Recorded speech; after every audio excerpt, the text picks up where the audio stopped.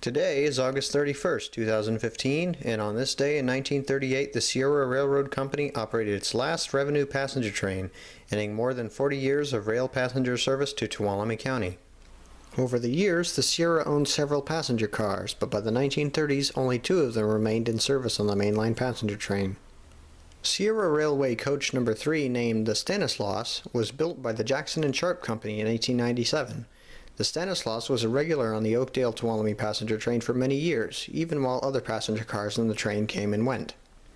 In 1908, the Sierra received a combination coach and smoker car from the American Car and Foundry Company, numbered 8.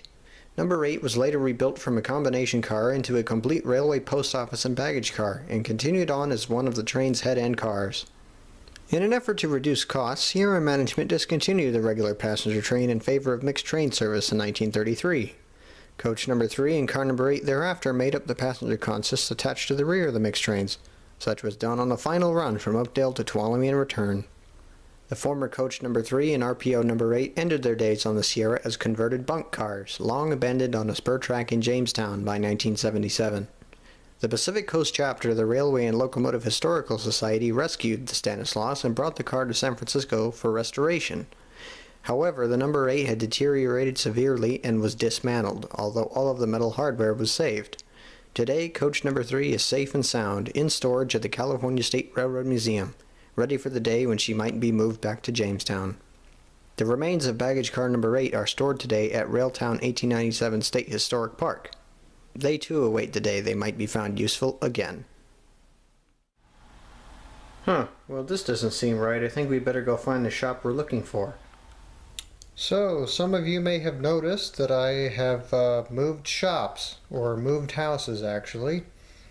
This is the new shop that I'll be living in, literally living in, that's my bed over there, from now on, or as far as I know, in the next few years.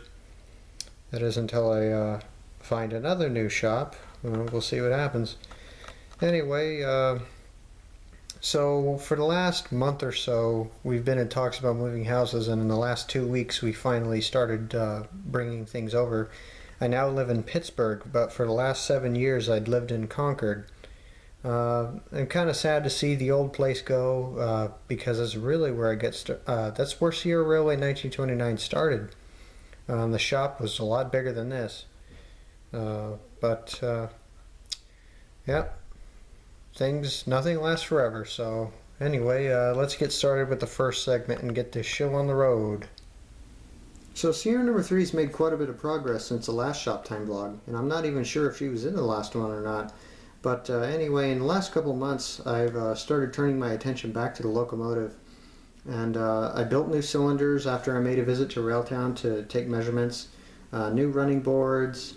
The cab has been repainted with Archer rivets, and the boiler jacket has also received Archer rivets and been repainted. The new sand dome, I ended up making a new sand dome because the old one was just not looking so good, so I decided to make a new one out of styrene. A couple differences in the paint scheme this time. I decided to go with black running gear and a black smoke box. No more graphite on locomotive smoke boxes, just because it wasn't a very common Sierra practice. The painted running gear was a decision I made because looking at black and white photographs, it's pretty easy to tell when a locomotive has polished side rods, and the 3 very clearly did not in the 1920s. So I decided to paint the running gear on my model black to stay consistent. I also built a new headlight from scratch out of styrene based on measurements I took of the headlight up at Jamestown, which is in storage. It's not currently in place in the locomotive. What else? I already mentioned the rivets. Well, anyway, the locomotive is pretty close to being done. So I decided to start working on the tender, which I'll show in a little bit. The engine doesn't run nearly as well as I'd like, but it's pretty much how she was before. I know a lot of people are going to say, well, you didn't have to work on the engine, you didn't have to rebuild her like you have been. But having an accurate model of a Sierra locomotive is very important to me, so the second I found out that it wasn't accurate, I decided to go through and make the changes to bring the engine up to pretty close to full scale. So anyway, let's move on and take a look at what else is going on around the shop.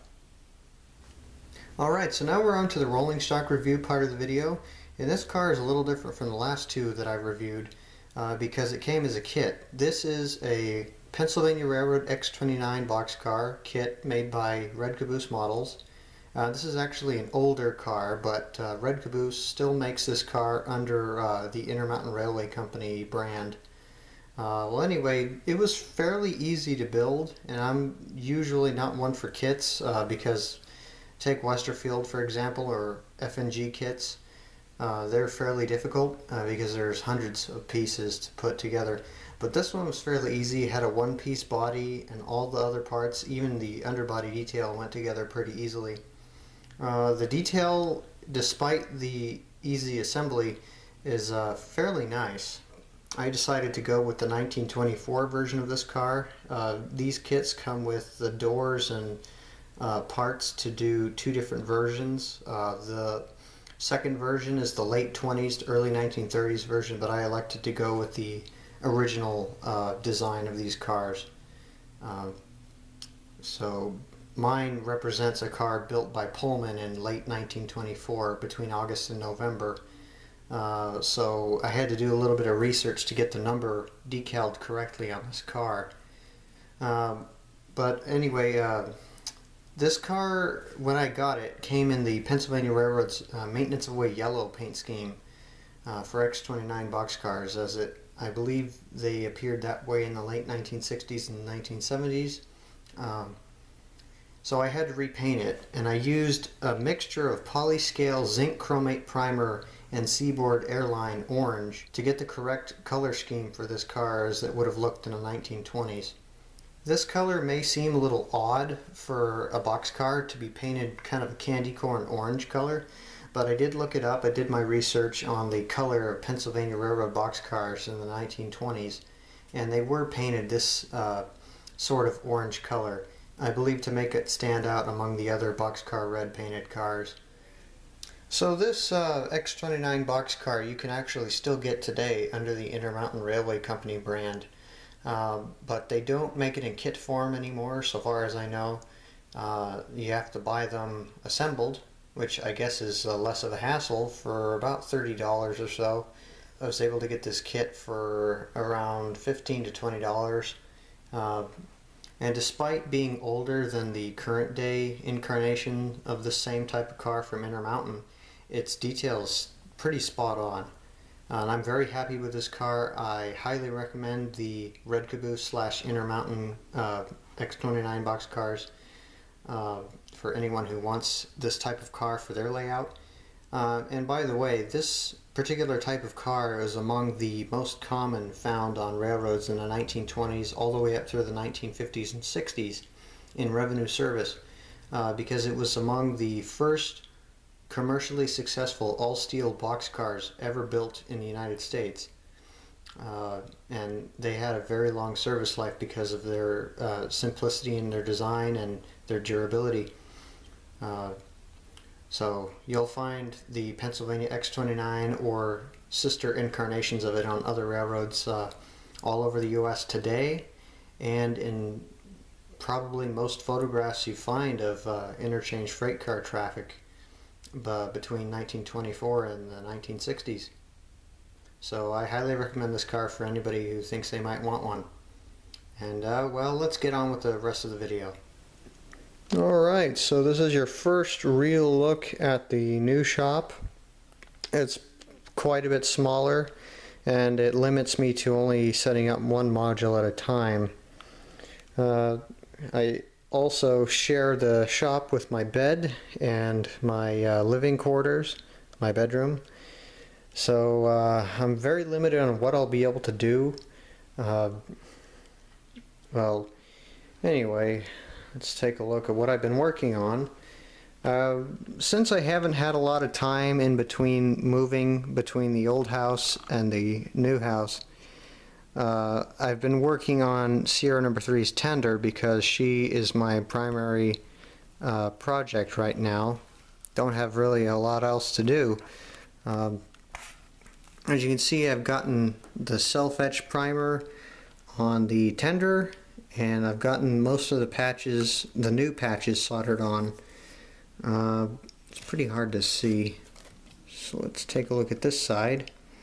New tender flares soldered on, handrails, and well, anyway, most of the tender is pretty much done, and I started working on wiring it again. I'm putting a sort of makeshift floor in it. I'm going to keep it kind of open like it is so that I can fit a decoder in it later, but for now it's just going to run on DC like I have been.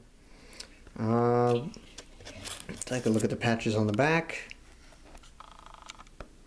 A lot of work has gone into soldering new patches on. Looks pretty good to me, and that is what matters. When it's your model, you do whatever the heck you want with it. What else? Well, I started building new trucks for the tender. The last ones I made were back in 2012, and they were pretty awful by my current standards. So I decided to solder new truck side frames together and put together a new truck. Yeah, I'm not sure how well you can hear that, but that's a freight train going by on the BNSF right behind my house. Yep, there it is.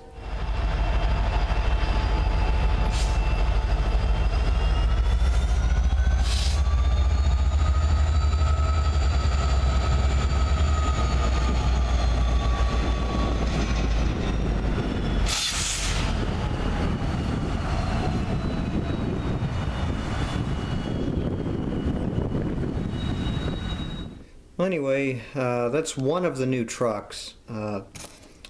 Missing some leaf springs, but that's alright, I'll get to that later. More parts for Sierra number 3, just laying around the wheels for the other truck that I have to build. More parts. The tender frame I'm working on putting the nuts, bolts, and washers on. And here's something not related to Sierra number 3, it's actually number 28's tender frame. Pretty much, pretty close to being done, other than the underside brake detail and the deck boards. I still have to put those on, and hopefully I'll get to the tender cistern. I have to make a new one. I actually made one out of styrene, but it just doesn't hold together very well. So I'm probably going to end up soldering one together like I did for the 3's tender. Anyway, I have to finish that up. I'm going to finish the tender and get it all wired and everything, and then I'm going to start building the locomotive. And I don't know how long it'll take, but realistically it'll probably be about July next year by the time I finish that. It's pretty hard to see. The one window in my room provides really harsh lighting when it comes to filming. Well, anyway, the rest of this over here on the Jamestown Depot module is just an assortment of parts and a jig for building my Sierra flat car number 33, which I still haven't finished. I started it back in, I think, January, but I still have to finish the trucks for it. But the car itself is actually pretty much done, other than brake rigging. Sierra number 3 just sitting there with my other cars. Not a lot has been done on the module itself, except for putting a little bit more scenery base or dirt down. It doesn't look that good right now. I was actually in the middle of working on it when we decided to move. So hopefully I'll get back to that in the next month when things start to settle down. I'm hoping to have the whole thing covered with dirt maybe next month or October. When I bring it to the Just Trains open house, I'd like to have all the dirt down on it and more ties installed. And then I can really get started on doing scenery. Well, anyway, that's pretty much it for this tour of the new shop. Sorry it was kind of short. Probably wasn't a whole lot of interesting new things going on, but quite frankly, I just haven't had time lately, in between moving to the new house and working on number 3, which has taken up most of my time. So hopefully there's more to come. The next shop time will probably be around late November, early December. We'll see what happens. Well, stay tuned and hopefully more videos to come.